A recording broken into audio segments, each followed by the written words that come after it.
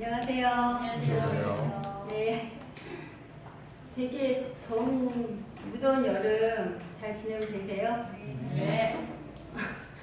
오늘 아침에 뉴스 보니까 전기세 폭탄 얘기가 있던데 여러분 에어컨 잘 틀고 폭탄 안 받게 네, 덥지 않게 정말 잘 이 여름을 건강하게 잘 지냈으면 좋겠습니다. 네, 이제 조금만 참으면 이제 어제 저녁에는 바람이 되게 선선하게 많이 불더라고요. 조금만 참으시면 될 것 같아요. 제가 오늘 준비한 말씀은 성경 말씀 연구에 대해서 제가 좀 정리를 해봤습니다. 지난 8월 7일부터 10일까지 제가 동중하나회 장막 부흥회를 다녀왔는데요. 그곳에서 우리 김상희 목사님을 통해서 우리 여호수아 1장부터 24장까지 그쪽에 나타난 많은 영적 교훈들을 배우고 왔습니다. 말씀을 들으면서 어쩜 저렇게 말씀을 명쾌하게 풀이해 주시고 그 속에서 우리가 배워야 할 교훈들을 낱낱이 알려주시는지 너무도 많은 것을 배운 시간들이었습니다. 말씀을 들으면서 정말 말씀을 얼마나 깊이 연구하고 글자 하나하나, 그리고 토시 하나하나에까지 면밀하고 세세하게 살펴야 하는 건지 감히 우리 같은 사람은 흉내낼 수 없다는 생각도 들었습니다. 하지만 우리가 그 교수님처럼 할 수 없다고 해서 말씀을 연구하지 말아야 하는 것은 아닙니다. 우리 소연이가 수학을 잘 못하는데요. 수개념이 느리고 이해도가 남들보다 적기 때문에 제가 늘 소연이한테 남들보다 너는 더 몇 배로 노력해야 된다고 그렇게 얘기하거든요. 우리도 마찬가지입니다. 김상희 교수님은 어쩌면 우리들보다 그런 면에 탁월한 재능이 있는 분이신지도 모르겠어요.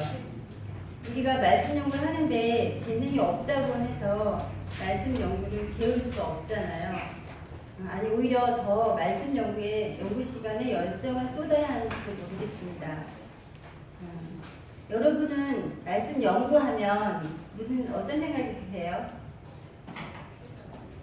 아마 감히 무슨 말씀 연구식이나 그런 생각을 할 수도 있습니다. 저 역시 말씀 연구하면 집에 다가갈 수 없는 높은 곳이라고 생각되기 때문입니다. 하지만 목사님들처럼 신학 교수님들처럼 깊이 있고 심오한 연구까지는 할 수 없지만 사도행전 17장 11절 말씀을 보시면 우리와 같은 사람들이 어떻게 성경을 연구했는지에 대한 이야기가 나옵니다. 사도행전 17장 11절 말씀입니다. 베레아 사람은 데살로니가에 있는 사람보다 더 신사적이어서 간절한 마음으로 말씀을 받고 이것이 그러한가 하여 날마다 성경을 상고하고 우리가 너무도 잘 알고 계신 말씀인데요. 이 말씀을 보시면 베레아에 사는 그리스도인들은 데살로니가에 사는 그리스도인들보다 더욱 간절하게 성경을 알고자 한 사실을 볼 수 있습니다. 그래서 그들은 날마다 성경을 상고하였다는 것입니다. 말씀을 연구할 때에는 가장 먼저 간절한 마음으로 말씀을 받아야 합니다. 이 말씀이 들려질 때 그 말씀을 갈급한 마음, 또 심령이 가난한 마음으로 받아들여야 한다는 말과 같습니다. 내 심령이 가난하고 말씀에 갈급함이 있다면 마른 스펀지가 물을 빨아들이듯이 그렇게 말씀은 우리 마음 가운데 빠르게 흡수될 것입니다. 이렇듯 말씀을 갈급하는 심령은 날마다 말씀을 읽을 수밖에 없을 것입니다. 우리는 어떤가요? 말씀에 대한 갈급함이 있어요? 네. 아마 이 자리에 오신 분들은 말씀에 갈급함이 있어서 오늘 이곳에 오신 것이라 생각됩니다. 갈급함이 없다면 우리는 기도해야 합니다. 두 번째로 갈급한 마음으로 말씀을 읽고 깊이 명상하면서 음미할 필요가 있습니다. 성경을 읽으며 나에게 무엇을 말씀하고 있는지 깊이 명상할 때 주님께서 주시는 음성을 들을 수 있습니다. 말씀을 명상하고 음미하려면 주의가 조용하여만 합니다. 정말 간절할 땐 주의가 소란스럽던지 아무 상관이 없을지 모르지만 그건 잠시 뿐일 것입니다. 말씀에 잠기는 시간은 개인적으로 다 다를 수 있겠지만 시편 119편 147절 말씀에는 내가 새벽 전에 부르짖으며 주의 말씀을 바라싸우며 주의 말씀을 묵상하려고 내 눈이 야경이 깊기 전에 깨어나이다. 이른 아침 그리고 머리가 복잡해지기 전 맑은 정신으로 기도와 함께 말씀을 연구한다면 주시는 말씀 속에 나타난 하나님의 사랑과 그 은혜가 우리를 감동하게 하실 것입니다. 우리가 감동될 때 우리 몸에서 도파민이라는 물질이 생성되는데요. 그렇게 되면 우리가 그 말씀을 보는 일이 즐거운 일로 여겨진다고 합니다. 그러면 우리는 아마 이 일을 그치지 않고 계속하게 될 것입니다. 저나 여러분이나 이런 경험들이 있을 줄 압니다. 그 감동의 시간들을 다시 회복하셨으면 좋겠습니다. 셋째로는 말씀을 읽고 공부하고 연구할 때 중요한 것이 있다면 그것은 기록한 말씀 밖으로 나가지 말아야 합니다. 고린도전서 4장 6절 말씀에 형제들아 내가 너희를 위하여 이 일에 나와 아볼로를 가지고 공을 부였으니 이는 너희로 하여금 기록한 말씀밖에 넘어가지 말라 한 것을 우리에게서 배워 서로 대접하여 교만한 마음을 먹지 말게 하려 함이라. 성경을 알기 위해서 성경 밖의 사실이나 학설이나 성경에 기록되어 있지 않은 어떤 사상을 사용하지 말라는 말입니다. 성경은 하나님의 계시의 말씀이기 때문에 하나님의 계시와 상관없는 어떤 학문이나 사상으로 이해하려고 한다면 틀림없이 오류로 흘러가게 됩니다. 또한 기록된 말씀에 더하거나 감하거나 하면 계시록 22장 19절 말씀처럼 기록된 생명나무와 및 거룩한 성에 참여함을 제하여 버리신다 하셨습니다. 말씀을 연구한다고 하면서 결국은 영생을 잃어버린다면 성경 연구가 무슨 소용이 있겠습니까? 그러므로 성경을 연구하실 때 우리는 성경 안에서 공부해야 합니다. 네 번째로는 억지로 풀지 말아야 합니다. 베드로후서 3장 16절 말씀에 또 그 모든 편지에도 이런 일에 관하여 말하였을 때 그 중에 알기 어려운 것이 덜어 있으니 무식한 자들과 굳세지 못한 자들이 다른 성경과 같이 그것도 억지로 풀다가 스스로 멸망에 이르느니라. 말씀을 보다가 잘 모르는 부분이나 이해되지 않는 부분이 생긴다면 기도하면서 언젠간 합당한 때에 하나님께서 깨닫게 해주시기를 믿고 기다려야 합니다. 자기 생각으로 그 말씀을 억지로 깨어 맞추고 해석하려고 하면 오해가 생기고 스스로 멸망에 이를 수 있다고 경고하십니다. 요셉이 억울하게 감옥에 갇혔을 때 바로왕의 장관들이 꿈을 꾸고 근심하는 것을 보고 요셉이 한 말입니다. 그들이 그에게 이르되 우리가 꿈을 꾸었으나 이를 해석할 자가 없도다. 요셉이 그들에게 이르되 해석은 하나님께 있지 아니하니까 청컨대 내게 구하소서. 해석은 하나님께 있다라는 말은 아주 중요한 사실을 가르쳐줍니다. 성경은 모두 하나님의 계시와 영광으로 된 것입니다. 그러므로 하나님이 꿈으로나 환상으로나 계시하시고 그 해석도 하나님께서 하시는 것이 가장 합당하다는 말입니다. 오늘날 많은 사람들이 자기 생각을 지지하기 위해서 성경 구절을 인용하며 세상의 학문과 사상으로 성경을 풀이하고 있습니다. 그것은 진리의 오류를 섞는 일을 하는 것이며 많은 사람들을 그릇되게 인도하는 잘못을 저지르는 것이 됩니다. 그러므로 우리는 이 일에 정말 겸손하게 조심하며 하나님의 지혜를 구해야 합니다. 신명기 4장 36절에 여호와께서 너를 구원하시려고 하늘에서부터 그 음성을 너로 듣게 하시며 땅에서는 그 큰 불을 내게 보이시고 너로 불 가운데서 나오는 그 말씀을 듣게 하셨습니다. 이 말씀은 옛날 이스라엘 사람들에게 하나님이 친히 말씀하신 사실을 기록하고 있습니다.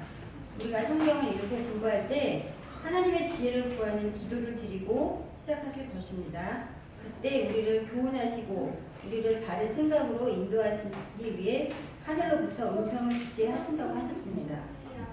또한 이 말씀은 우리가 하나님과 대면하여 하나님이 친히 하시는 말씀을 듣는 태도로 공부할 필요가 있다는 것을 가르치는 말씀으로 이해할 수 있습니다.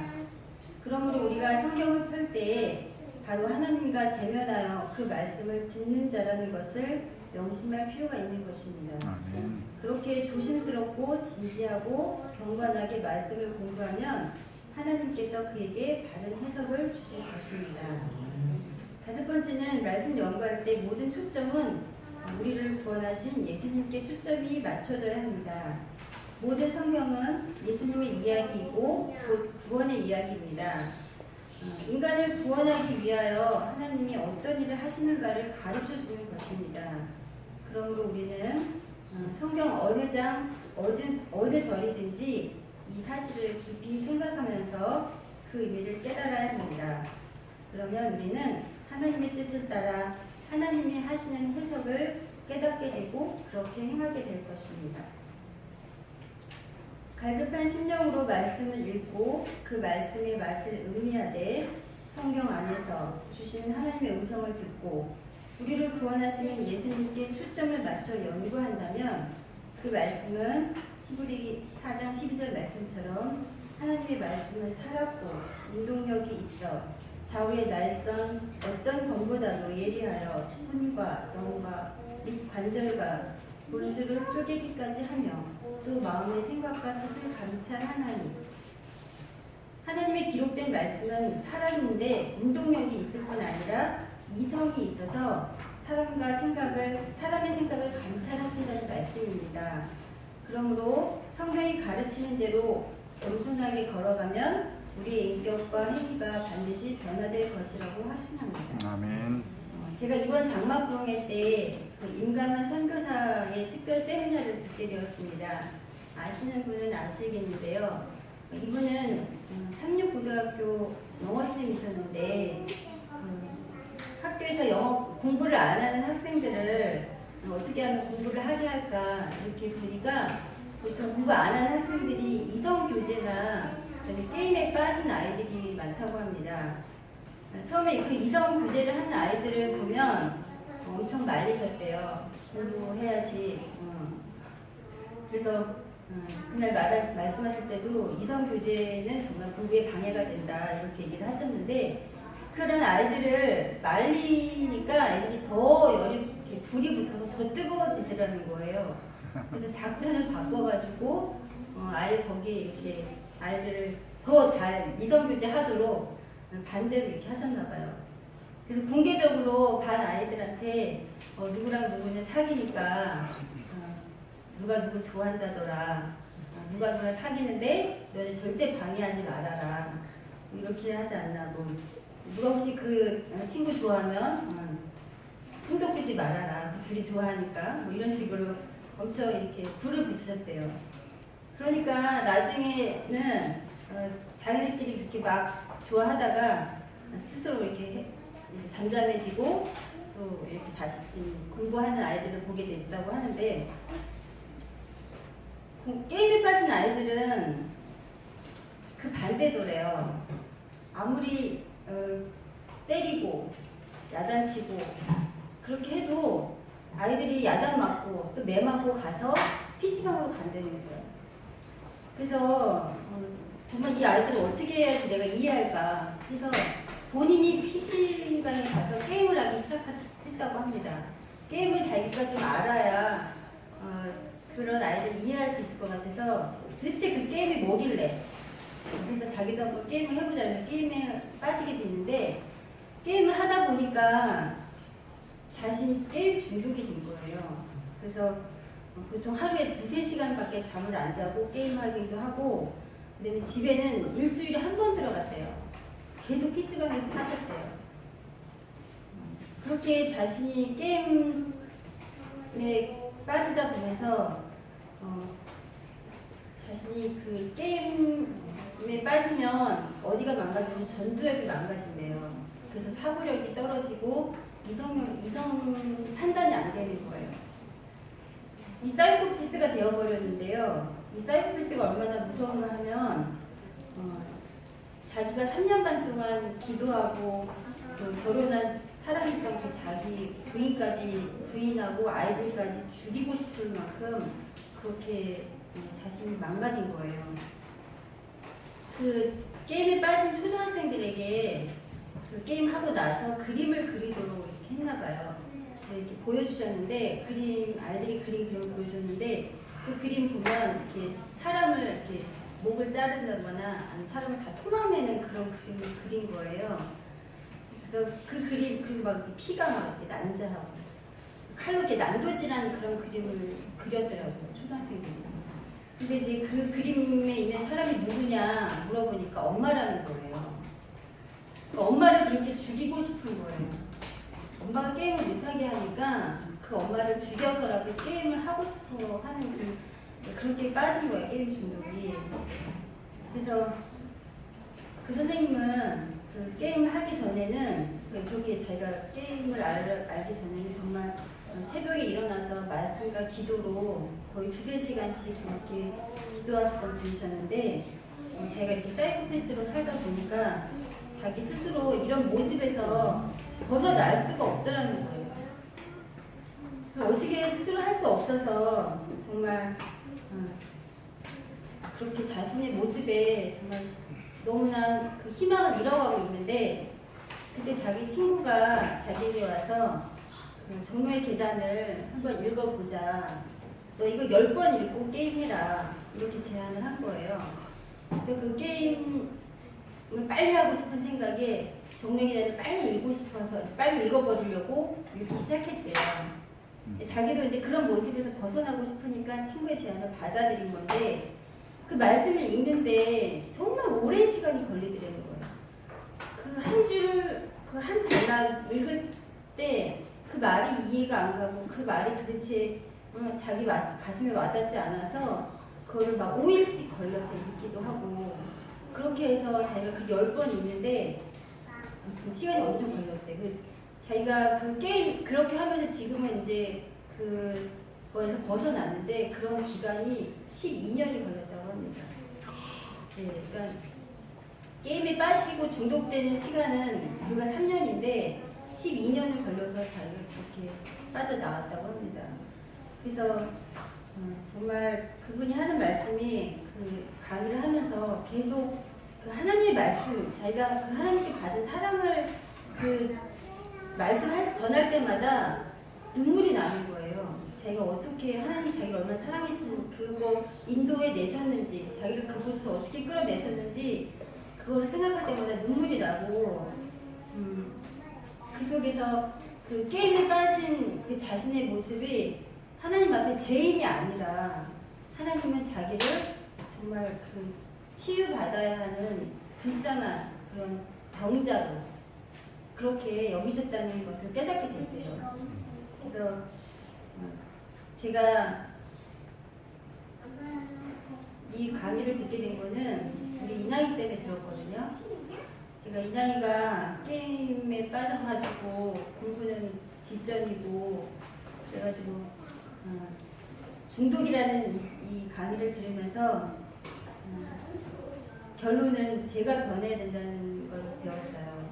그러니까 이분이 이제 그 게임에 빠져나오는 그 시간 동안 그 뇌에 대해서 연구를 했더라고요. 그래서 뇌가 어릴 때는 푸드협에 의존해서 푸드협이 많이 발달하는데 0세부터 12세까지는 푸드협이 발달하고 그 다음에 12세 이후에는 축두협이 발달하는데 푸드협은 보통 오감을 통해서 발달한대요. 그래서 촉감, 만지고, 보고, 듣고, 느끼고 이런 거로 인해서 아이들이 많이 발달하기 때문에 그때 나이에는 무조건 자연으로 나가시래요. 그리고 이제 12세 이후에는 여기 축두협이 발달하는데 축두협이 발달할 때는 아이들이 감정이래요. 감정을 잘 컨트롤한 그래서 12세 되면 사춘기가 오면서 아이들이 감정이 이렇게 분노 조절이 잘 안 되잖아요. 그래서 그 축두협이 발달하는 그런 현상이 일어나는데 그럴 때는 아이들에게 절대 뭐라고 하면 안 되고 그 아이를 정말 잘 다독여야 된다고 하더라고요. 아이들이 그 흥분하지 않도록.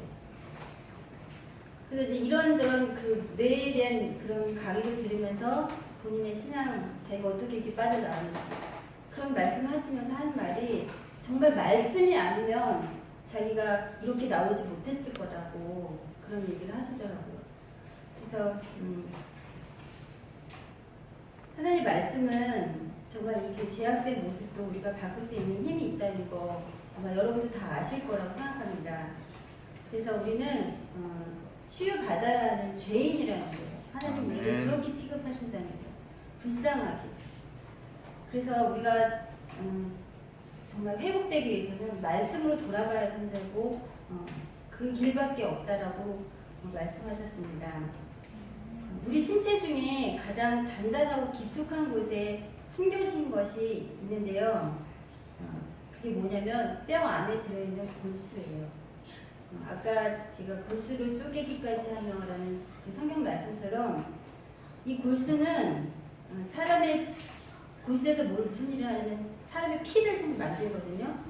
피를 만드는 곳인데 이 피는 어떻게 보면 생명을 좌우하잖아요. 사람이 생명을 좌우하는 피를 만드는 곳은 하나님께서 두꺼운 살을 지나서 딱딱한 뼈를 통과해야만 그 안에 골수에 다다르거든요. 그래서 아주 정말 깊숙한 곳에 두셨다는 겁니다. 그래서 골수를 쪼개기까지 한다는 이 말씀은 정말 말씀에서 생명을 좌우하는 능력이 있다는 말과 같다고 생각합니다. 우리의 생명하고 직결되는 이 하나님의 말씀을 가까이 하시고 또 그렇게 될 때 우리가 변화되고 정말 새천사의 기별을 전하는 그런 여러분이 되시길 간절히 바라면서 말씀을 마치겠습니다. 아멘. 다 같이 찬미가 532장 찬미하시겠습니다.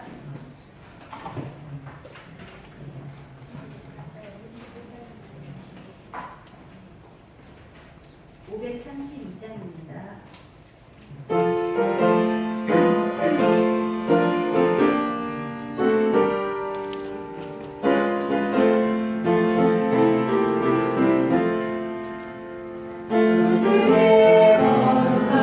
거룩한 말씀을 의지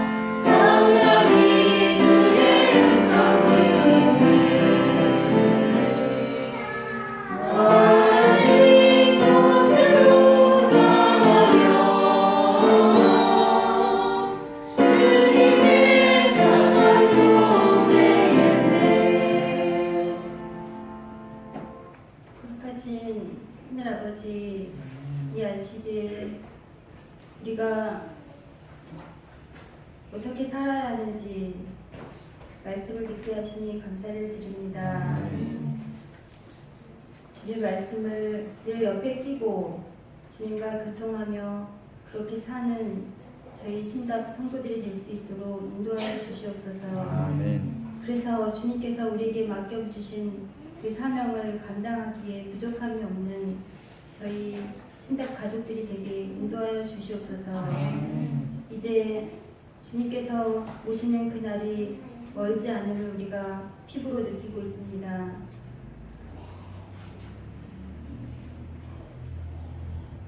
등불만 준비할 것이 아니라 우리가 그릇에 기름도 준비할 수 있는 그런 성도들이 될 수 있도록 하나님 함께하여 주시옵소서. 넘어지고 연약할 때마다 우리에게 힘 더하시고 주님 성령의 은혜로 이끌어 주셔서 그 주님 안에서 주의 말씀을 상고하며 그렇게 기쁘게 살아가는 저희 모두가 되게 인도하여 주시기를 예수님의 이름으로 간절히